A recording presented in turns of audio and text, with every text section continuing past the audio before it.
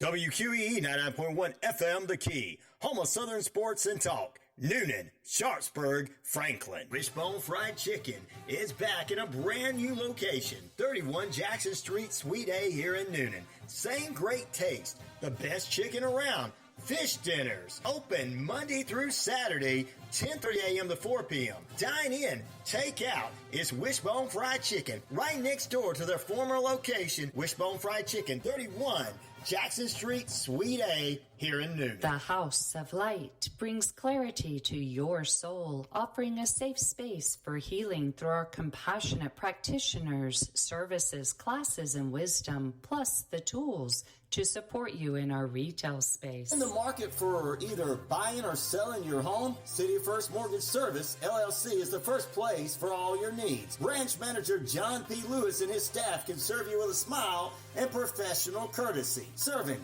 Georgia, Alabama, Florida, 770-598-0860. John P. Lewis, City First Mortgage Service, LLC. We place you first. Hank Arnold here from Coweta Force. Coweta Force is Noonan's own addiction recovery support center. We exist to provide recovery support services for individuals and family members who have been impacted by addiction. Our services are no cost, and all of our information is available on our website at www.cowetaforce.org or follow us on Facebook. For a complete and thorough clean of your vehicle, don't use one of those convenient store car washes. Harrington and Sons, 16 Jackson Street, completes inside and outside detail work, cleans and beautifies. Harrington and Son, 16 Jackson Street, Noonan, 404-380-0622. The views and opinions of this show and program are not the views and opinions of this station,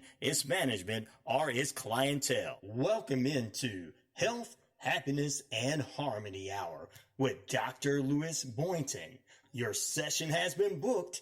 It's now time for you to tune in here and get positive vibes, great information, and much more. Here is your host, Dr. Lewis Boynton.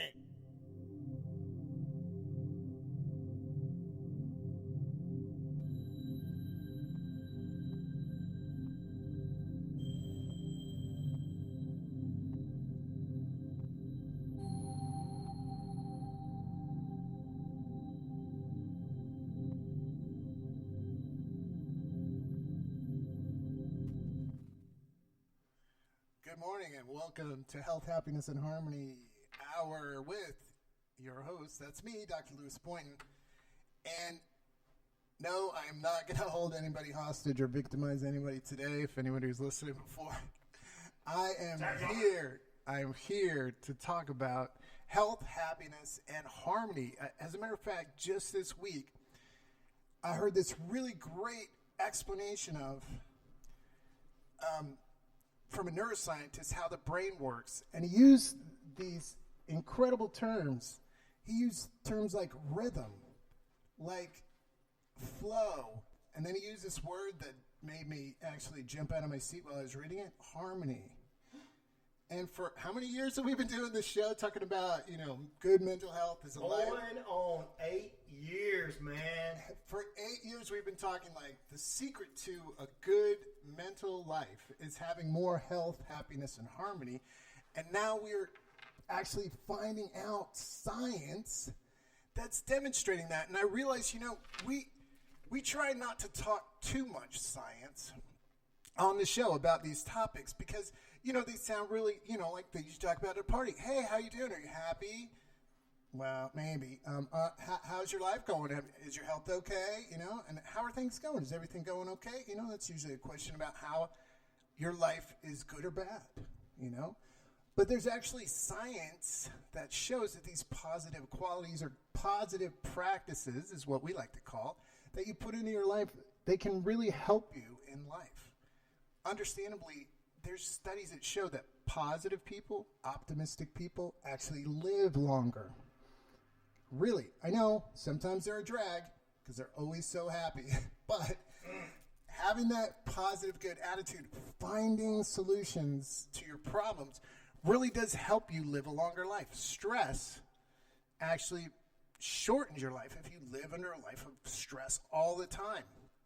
If you're constantly worried, constantly feeling anxiety, or lots of people like to describe it as weight or pressure, almost on their physical being, like emotional things that are going on that cause them to feel like heavy.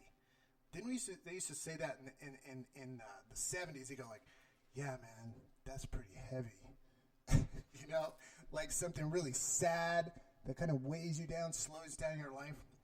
And we're finding out more and more that more people are dealing with this in life. It feels like the world itself is much more anxious and stressful. If Carl Jung was right, and he said we have a unconscious that's collective, that means every human, everybody, somewhere in the universe, somewhere on this like really strange, unaware level, we're all connected. You know, some would say that's a spiritual connection, just basic humanity that we see and know each other as fellow humans. But he's in that place right now. It feels like there's more anxiety, more fear, more worry, more things like depressed, hopelessness. I talk to people all the time who focus so much on all the things that are going wrong in the world. They don't see anything that's right in their own life. And I know if you focus on a bad thing long enough, it feels overwhelming.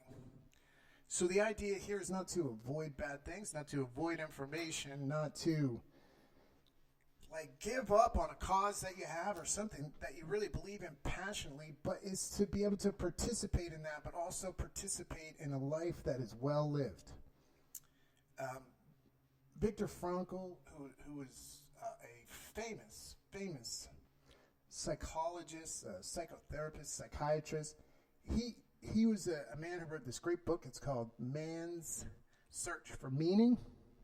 He wrote this book based on some of the principles he created in this concept or theory called logotherapy, or it's a therapy that he developed based on meaning and finding internal personal meaning and transcendence.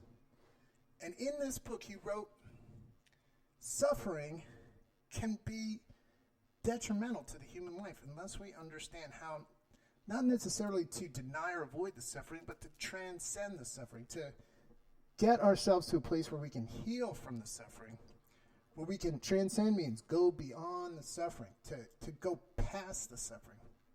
And this is where I think optimism is a much better strategy sometimes.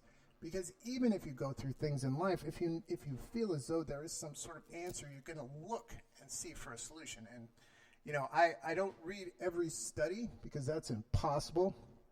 But all the studies I do know say that negative is actually an automatic for most humans. And we don't even realize it.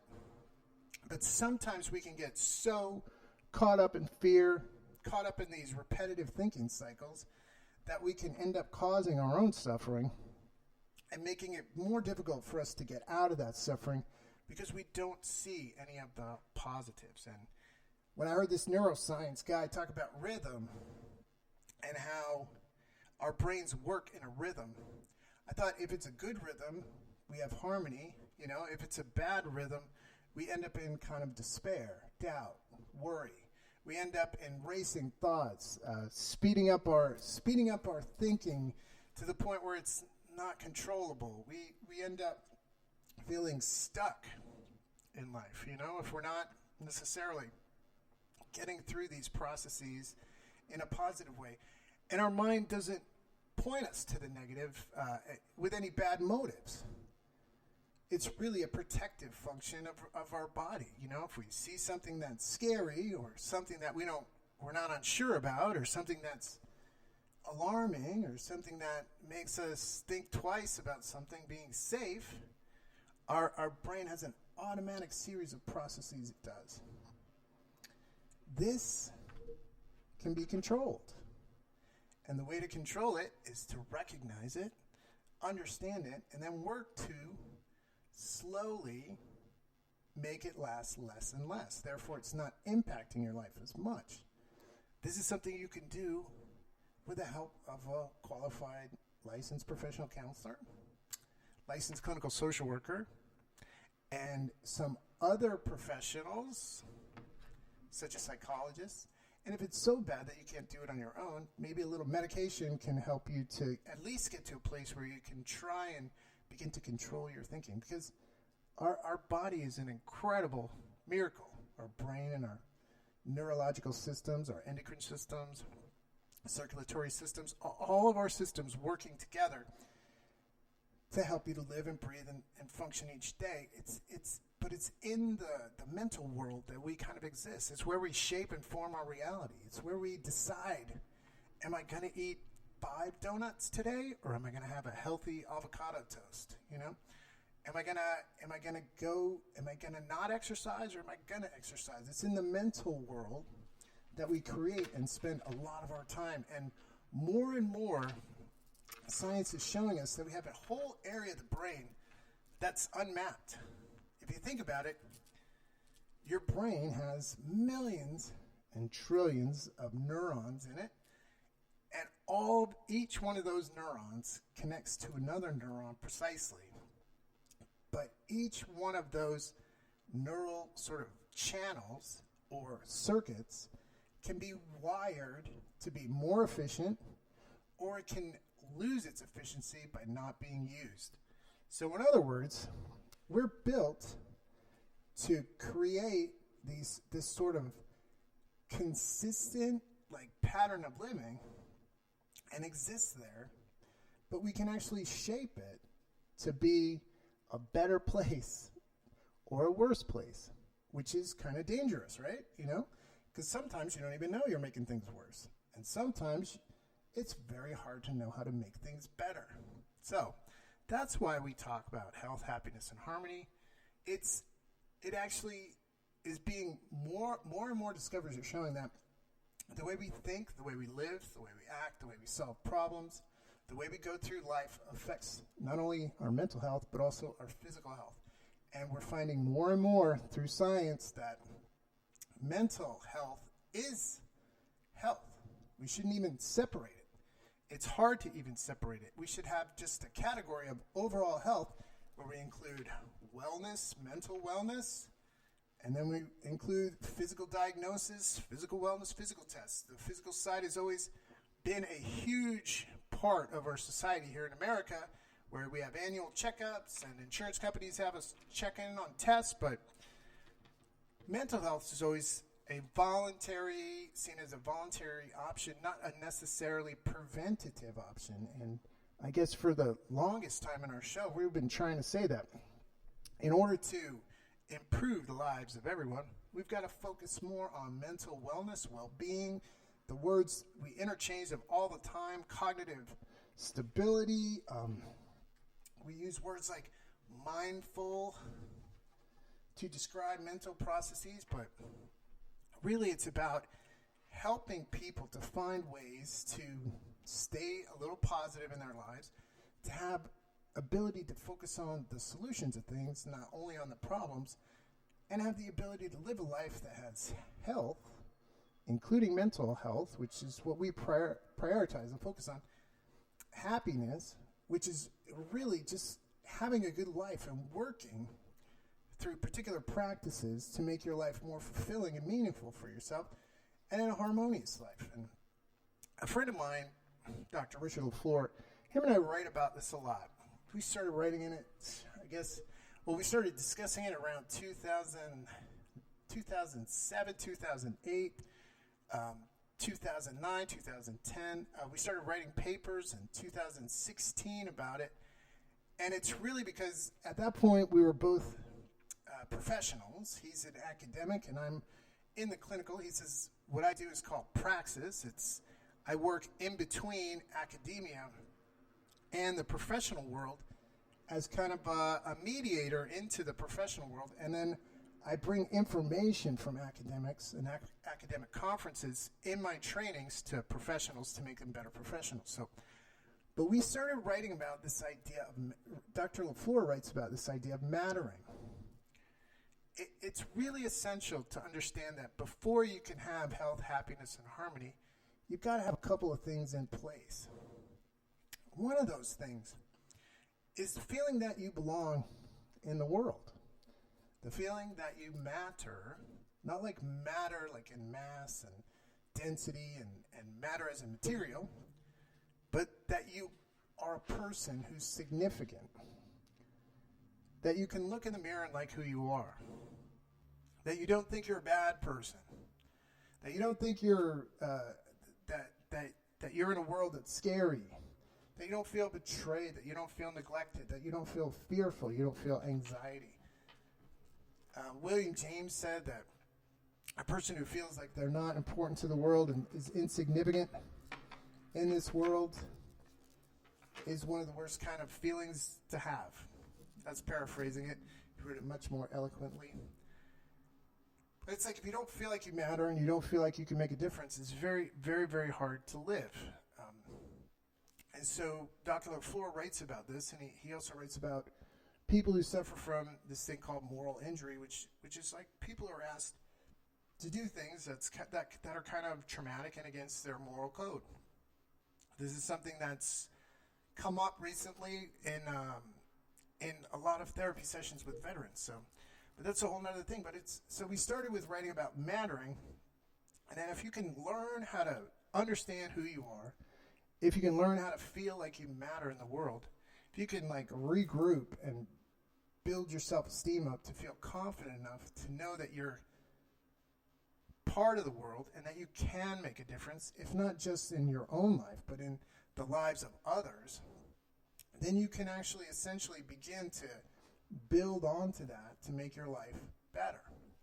If you have a hard time believing that you matter in the world, it's much more difficult. And usually that's where a lot of people are who have depression. They're in this place where they feel like they're insignificant and they feel like they just can't get out of it. It's been described to me like a hole that people dig and dig and dig, and it's like you just keep digging even though you know you need to stop. And you just can't get out of it. That's really what severe depression is. And it's very, very hard to get out of it. As talking with a lot of people about depression, it's hard to get out of it on your own. So if you're so depressed that you feel like you don't matter, it's really important that you try to get some help. Try to get some help going out and trying to find a professional counselor, trying to find a licensed clinical social worker. If you have EAP benefits, insurance benefits, try to use those. Call up your customer service person to get there. Because when you're depressed, which, like I said before, is getting to be pretty more, well, I guess I would say more extensive than it's been in the history of mental health services. You want to make sure that you're aware of when you're depressed. You want to make sure getting help as soon as you can versus waiting, thinking you're going to stick it out and get through it. But so we started writing with mattering, and then I added on my topic. I talk a lot about how do people meet their potential. How do people, Maslow called it actualize your potential, but it's really like all human beings have the ability and the ideas within them to get to a place where they feel that their life is good. Good is a really complex term that we used to use a lot. We used to use this thing called a good person a lot. Hey, there's a good person. Hey, that's a good person. We don't use it as much, but we in philosophy, and a lot of us who work in the field of virtue ethics, talk a lot about the good life as a goal. And as I became more and more embedded in psychology and the clinical world and the diagnosis world, I always thought for most patients, that's what they want. They want to matter, and they want to have a good life, and they want to try and find a life where they can be happy, using all whatever their potential is to be, and that's kind of a philosophical term, potential to be, but it really just means having a life that has meaning and purpose, a life where you feel like you're moving. Many times when people are depressed or overwhelmed with anxiety, they use the word stuck to explain it. They'll come in and say things like, I'm stuck. I'm in a rut. I feel down. These are all expressions to sort of describe this feeling of weight that I talked about in the very beginning. This feeling of holding stuff. This feeling of not being able to move because you're just held down by something emotional that's sort of using up all your energy.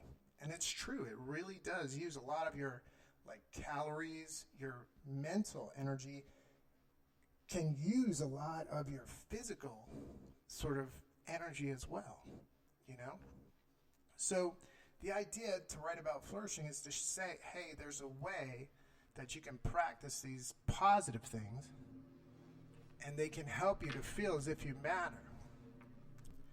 If you practice them long enough and you get to a place where your life is feeling good to you, you're coping with things, you're solving problems, you're living kind of a life that's filled with health, which just means you're sleeping okay, you're exercising, you're hydrating properly, and you're eating well. Those are some simple practices of health. Practices we quite often ignore because we're busy trying to fill time with activities. And then there's another thing, we're busy trying to make, money to live. That's what a lot of people do, is they spend a lot of their time working, trying to make money to live in a world where it's more and more costly to live, right? So we got to keep all that in mind. But there are things in life that you can do that are, I'm going to say it, that are more valuable than money that you earn. And I've learned this over time. I know lots of people say, well, Dr. Boynton, money, you need money to live, you need money to buy houses and things like that. But there are things in life that give you more value than money itself. Because you could have all the money in the world and still feel like you don't matter. You could have all the money in the world and still feel like you do not want to live. There's several examples. They put them on LinkedIn all the time with little kind of quotes underneath them, but there's several famous people who had, the one that always comes to mind is Anthony Bourdain, who was was killed by suicide. He had a job, he had all the things, fame, fortune, all the things people feel would make you be happy and have a good life, and for some reason he did not. I don't know all the details about that, but it's just an example that's in the public now that this is how insidious negativity can get.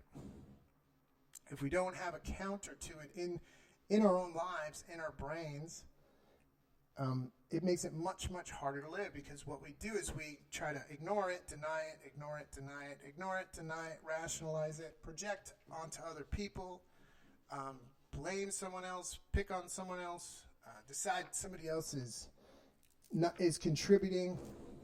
We get resentments, and we forget about the quality of life.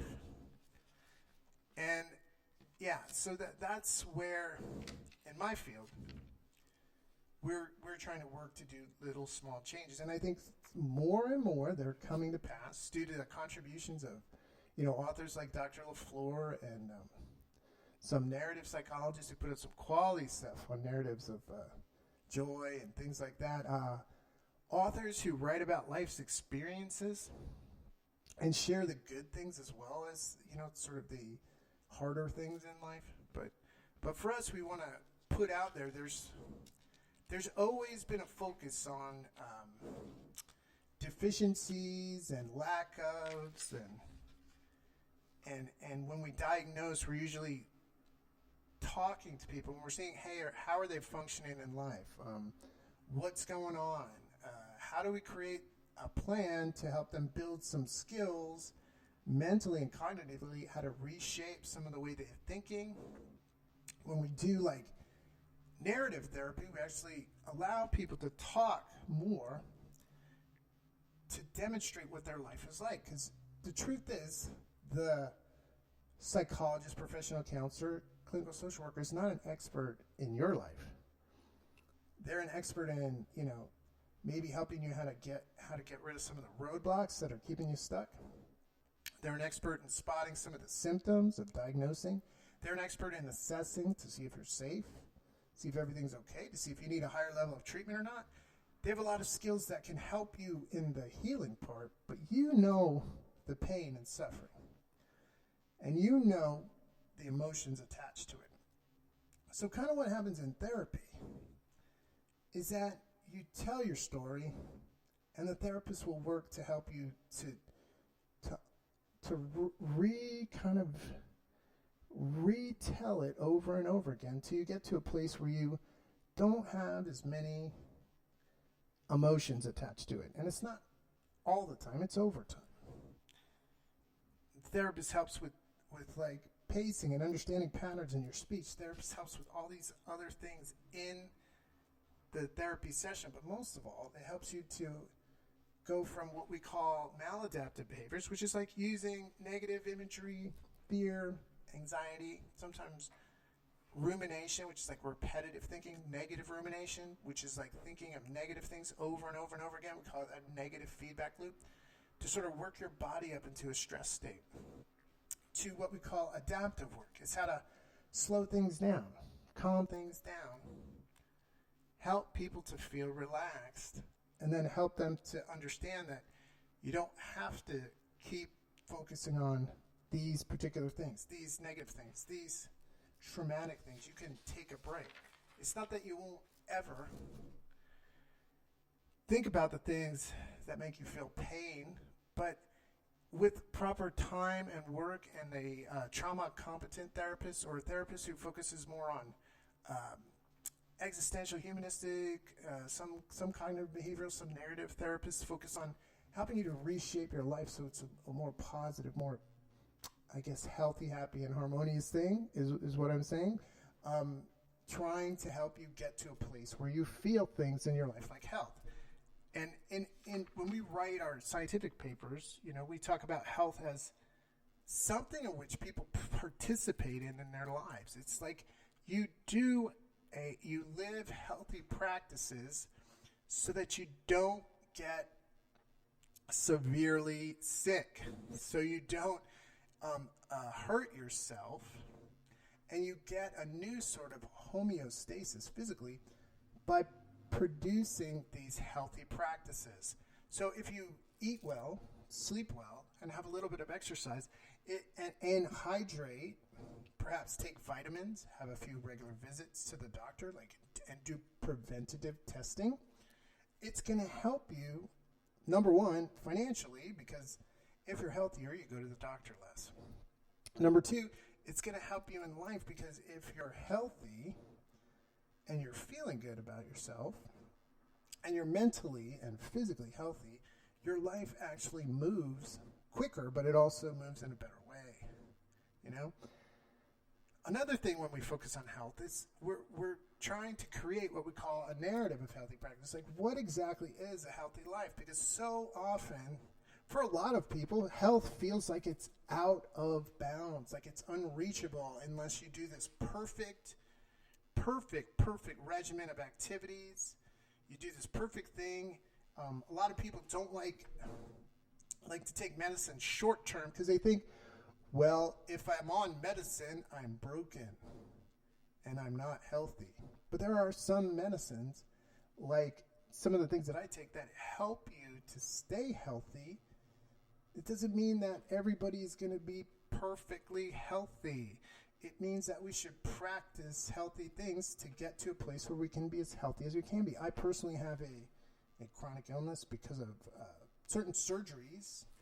It limits some of the things in my life that I can do because of certain, things that have happened from having multiple surgeries on my abdomen. I have something that prevents me from doing a lot of lifting over a certain weight. Also, because of this, I also have fatigue sometimes, and also because of it, I have some other issues that cause me to be not as functional as other people. And I had to wrestle with that for a long time, because for so many years the doctor said, well, you're this, labeled, disabled, you're this. And I was like, well, what does that mean? Does it mean I have to stop my life? Does it mean I have to shut everything off, turn everything down, turn out the lights, sit in a dark room? It really just means I have to discover what I call a narrative of health for me.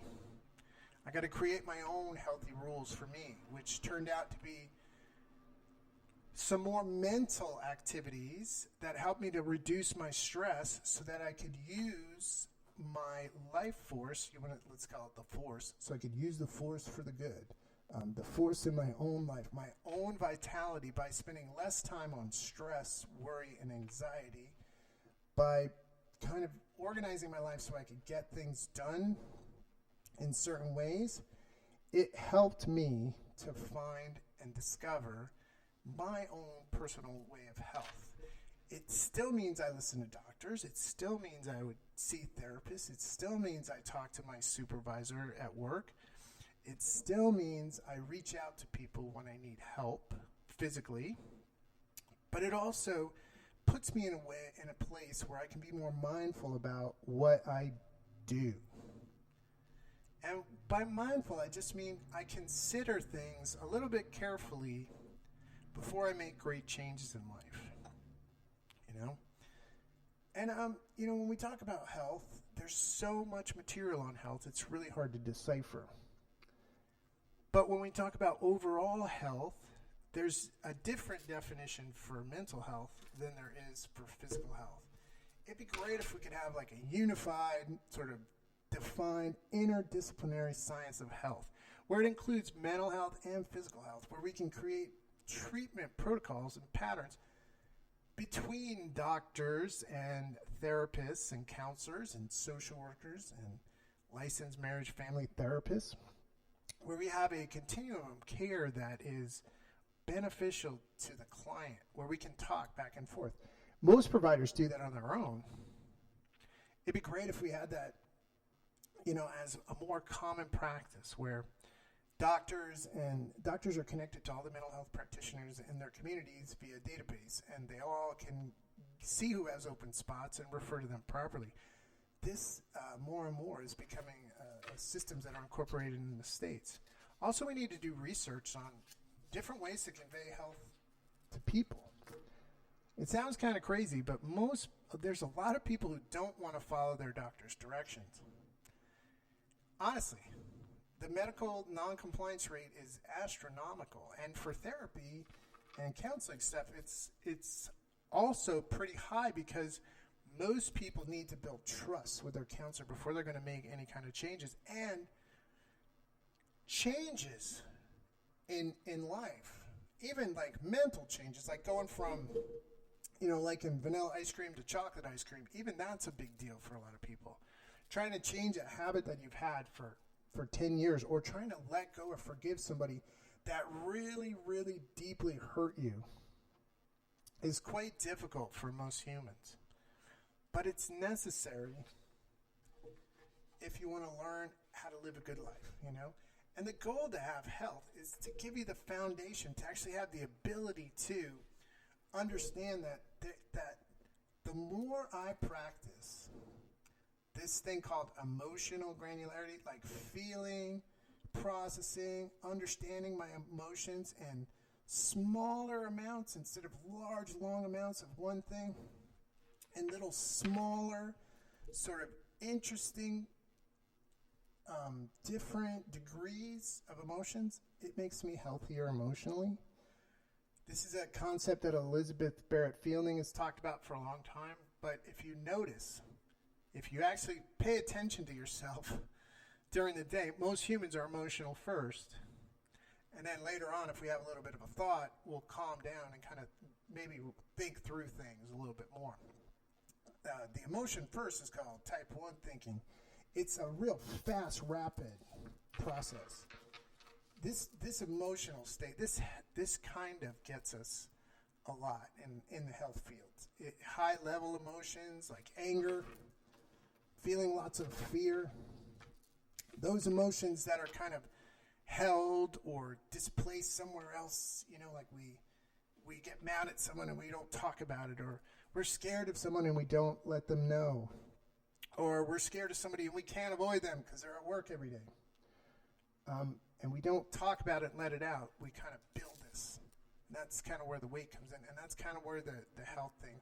And then if you feel like you don't matter, and you don't feel like anything about your life meaningful or purposeful, it makes it really hard to feel good about life, and therefore it really impacts your health. It sounds like it's just words and concepts, like it's just a word, we made up the word, but the truth is if you even just don't even use the word health, let's just call it balanced life, Let's just say a healthy life is a balanced life. There's a lot of theories about rhythms in life, and if you have a good routine, and it's a very repetitive, same kind of routine, it can really help you feel good in life. It can help you feel safe and in control. A lot of people live this way. They stay on the same side of the bed, they shower the same, they shave the same, they drive the same way to work. For them, this is a healthy, safe way to live. And a lot of people who seek out and pursue health do have habits. Exercise the same days of the week. They eat kind of the same foods that I feel are healthy and nutritious. They do the same things with their partners to make them feel good about their relationships. All these things are part of mental health that can also be helpful in your physical health. Like, the next thing that's really important, and science is looking at happiness more and more. There's a whole field of health psychology, which kind of looks on positive things, and there's a whole field called positive psychology. This field was kind of started by a group at the University of Pennsylvania, positive psychologists, and this doctor called Martin Seligman. And he writes a lot about this thing he calls authentic happiness. And this is probably one of the greatest ideas, I think. It's a good idea. I mean,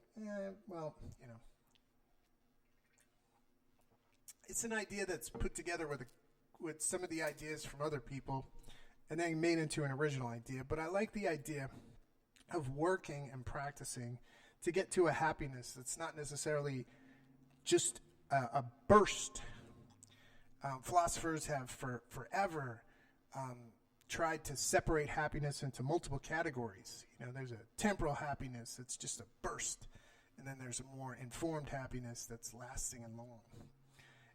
I think what Seligman did was kind of interesting. He read all these books and myths over time, all these important books, and he found these 6, he called them ubiquitous virtues. Not that they're the only virtues, but these are virtues, these 6 virtues are things that are kind of grouped together. These practices are what good humans are often defined by. Isn't that interesting? What is a good human, and how do they reach their potential? And the answer is, well, they practice these positive attributes, we call them virtues, which will make them be good people. Which will make them be good people. It's pretty simple, right? Then you got to ask what good is. That makes it a little more complex, because good's going to be different for everybody. We don't have one single person who we would say has the same good life as the other person has a good life, because each person's individual. But what we did discover is that if you practice these things and you know that you're good at some of them and you need practice in other ones, if you take the good parts, or whatever you want to call it, or all the good things that you do, and you use them in your life, it helps you to create purpose and meaning. Let me just give you, say, an example, okay? If you have a really good ability to be compassionate, a really good ability to love and understand other people, you have a really good ability to listen, to hear, to be present with, then maybe because of those qualities of compassion, those qualities of love for humanity, you have several kind of life paths you could take. One would be in a helping profession. You could work in the medical field, perhaps as a physician. You could work as a nurse. You could work in the care sector that just takes care of people, you know? You just help other people. You kind of work and get paid just to help people get through their day, you know? You work and you help people to assist them to do things like occupational therapy, physical therapy, speech therapy. Another idea is you could be a clinical psychologist. You could work testing and understanding people, helping them find diagnosis. You could be a psychiatrist to help people with their mental health problems. If you have compassion, you could be a therapist. You could be in spiritual work, a minister, priest, rabbi, imam. You can work with these qualities, because if this is part of who you are and this is what you're kind of good at and you understand that, working in this industry will kind of be helpful to you. The idea here is that, practices can help you to feel like you matter in the world. If you can do this thing, say if you have a really good balance, temperance kind of personality, you're really good at keeping on a schedule, you're really good at keeping control, you're really good at sort of fine-tuning things in life, you're really good at, observing and doing particular things. There are certain occupations for you, like law, accountancy, working for different businesses and different kind of positions, and you'll feel more comfortable there based on this idea that you have these virtue practices that you're kind of good at. Our idea is that in order to be happy, it's not necessarily always a given in life. Sometimes you have to work to see the good things in your life. Sometimes you have to work to see the good things in you. And it begins with, this mindful state. It's hard to be happy if you don't feel healthy. So there's kind of an order there, right? I mean, it's hard to feel. Some people do feel really happy and they're unhealthy. I don't always know if that's true or just sort of a way to deny things, The truth is that most people who are unhealthy and not really taking care of things or have the inability to practice just healthy habits, just due to the level of physical illness they have, they struggle to be happy. They struggle to find happiness. They struggle to find those practices. So the idea is to try and get to a place where you feel at least you can work towards being happy in your life, to work towards finding meaning. So the first part is to find that overall health. Second is to start working towards happiness through these ubiquitous virtues. I've talked about them a lot. Seligman writes them.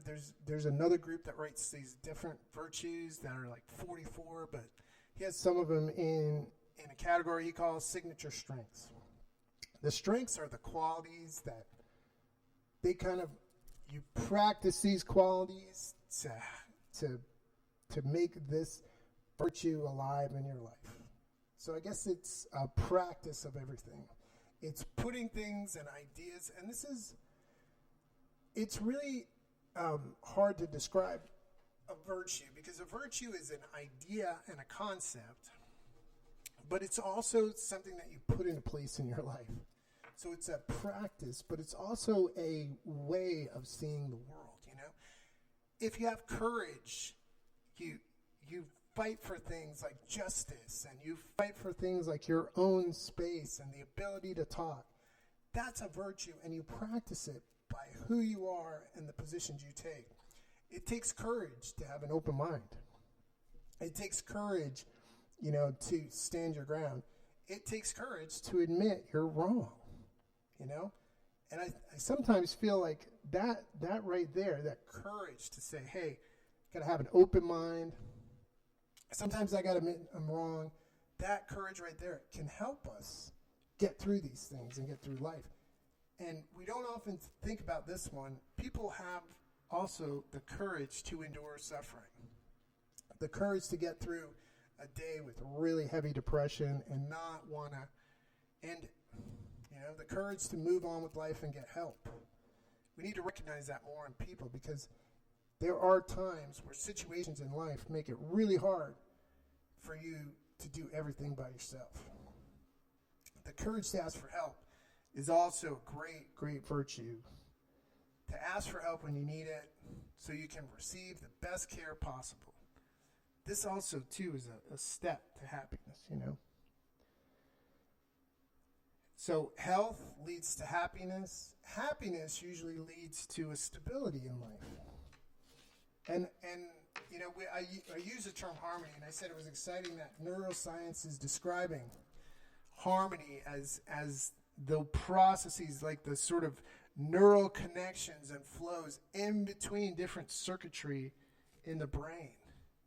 You know, I had this quote in my PowerPoint that I'm reading off of, or the slideshow that I worked on, and it said that there's so much what we call dark matter. This is like a term they use in physics to describe the space between what we see. Like the light matter is like what we see and can observe. But there's so many spaces in between that we haven't really explored that kind of connect the light and these like unknown spaces. Neuroscientists are saying this is true for the mind right now, because the way we kind of study the mind is through these dyes and x-rays that show like mild electrical activity in the brain in certain positions. When we experiment by asking questions or inviting visualization or showing images or things like that, and we don't know what happens in between, because right now we don't have the ability to measure everything. We're only measuring part of it. So there's a lot of space in the mind that's unexplored. So it's really unique that they know there's stuff missing, but they're finding more and more about the way the brain operates. There's a flow. There's a rhythm. There can actually be a kind of a balancing act. There can be a rewiring of circuitry. And we know the more and more we do something, the more it becomes part of our life. And sometimes the more and more we do something, it becomes detrimental to us without us even understanding. It's detrimental, you know? Sometimes we end up in a position where we're feeling, how did I get here? Well, once we work through that and figure that out, the next step is to try and find a way to get to health. Then find a way to put practices in to make my life feel like it matters, like I'm working towards something, like I'm moving. And then finding that overall sort of rhythm in life. It's almost like things are going good. I don't understand it. And you don't try to mess it up. You just go with the flow. You believe that good things are part of life. For most of us, for a lot of us, sometimes life goes that way. It's good. So good we forget about bad, you know? So good that we understand that we have opportunities. And sometimes if we get to the right place, it feels like life is moving ahead and life is feeling balanced and everybody's doing well. And it becomes a matter of, it's okay. Life is good. This is a great place to be. I know it doesn't last forever, but the more you feel like that, the more you feel like you personally are okay, the more you feel like you can solve problems, the more you feel like you can handle life. That means you have this thing called harmony. Harmony is a series of good or pleasant events. It's where you feel like life is getting better. Life is doing good. It's an integration of your psychological world. It means like some of the things that you're worried about, the problems that you had, you've resolved. You've figured out how to fix them for yourselves. It's a series that helps you to process through emotions. There's a rhythm and a thought process. Usually with emotions, we talk about them, think about them, forgive, let them go. That's usually how people do. It's the ability to let go. It's the ability to conserve your energy. And once again, if you have health, happiness, and harmony, it's kind of an indicator that life's going good for you. I hope many of you have that. And I'm going to end it right there. This is Dr. Lewis Boynton thanking you for joining us here on 99.1 WQEE, the station where we have lots of health, happiness, and harmony discussions. And that'll be it for me, and we'll see you next time.